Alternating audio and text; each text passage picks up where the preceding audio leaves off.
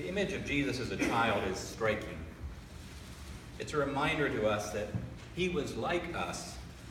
He didn't just spring from Mary's womb and start preaching, although he might do that in the Gospel of Thomas. I'm not sure if John's reading the Gospel of Thomas right now. But in the Gospels that we have, we see him too living as a child with parents and a family, getting into trouble a little bit. And we see that it took years for him to grow into the remarkable person we see in the Gospels, preaching and embodying God's love. When the early church affirmed the doctrine of the incarnation, the idea that God was somehow fully present and embodied in the fully human life of Jesus of Nazareth, it opened the door to many fresh ways of thinking about God, but also thinking about our own fully human lives. For example, what does it mean to say that Jesus was fully God, yet grew in wisdom and in years? Does God grow too, in wisdom and in years? Process theologians would say, yes, God too is in a process of becoming, along with us and all creation.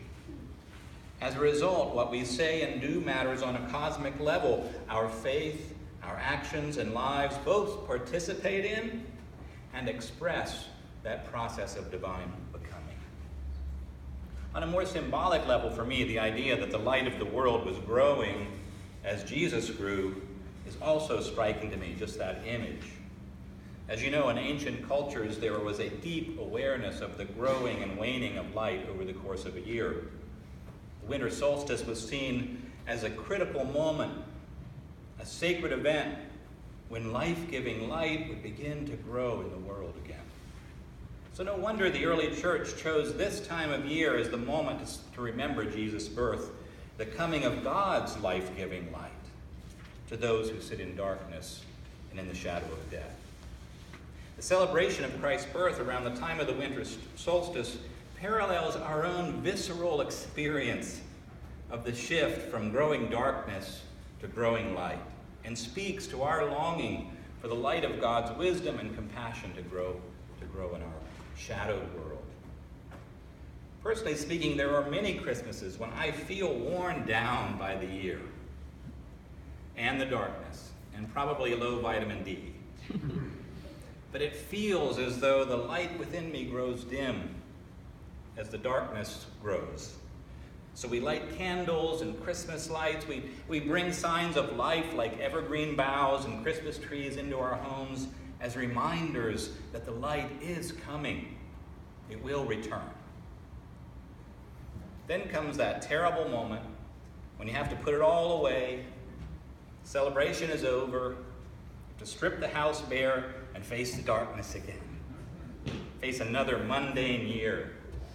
Except that I often find something has shifted a bit for me in this season. Though I still feel tired, perhaps, and the nights are still long, there's something about passing through this season as a kind of spiritual practice, which is what it's intended to be, that gives me some fresh perspective. There is something about taking the annual Advent Christmas journey from bare homes to decorated ones, from acquiring stuff to giving it away, from being too busy to stop to taking time to light candles, to listen to music, to sing carols, to be with friends and family. There is something about all of it that gives me a fresh start in some way, so that I feel the light growing in me again after it's all over. So that I feel hope, peace, joy, and love growing in me again, at least just a little. Every year, it seems, the people who walked in darkness have seen a great light. Those who lived in a land of deep darkness, on them light has shined. At least that's my experience. The bigger question for all of us is how much this annual cycle of darkness and light, Christmas and Christ's birth, really changes anything. Or just serves as a brief pause and distraction from all that is wrong in the world. I know all of you have heard the story, great story from World War I, when the lines were close together between I think it was the English and the Germans somewhere on the front. But on Christmas Eve, they had a ceasefire like they often have done in the past. And someone in the English lines heard a German soldier singing Silent Night in German, and pretty soon everybody along the line started singing Silent Night. And they eventually come out and shake hands, and I think there were soccer games for a day or something like that. So there was this pause in the war. But then they all went back to their trenches and started fighting again. Is that what Christmas Eve is? Just a pause in the violence of the world? The most important question is whether this annual experience of reflecting on the birth of Christ and the coming of God's light into this world of shadows, violence, injustice, and suffering, whether it really changes me or you.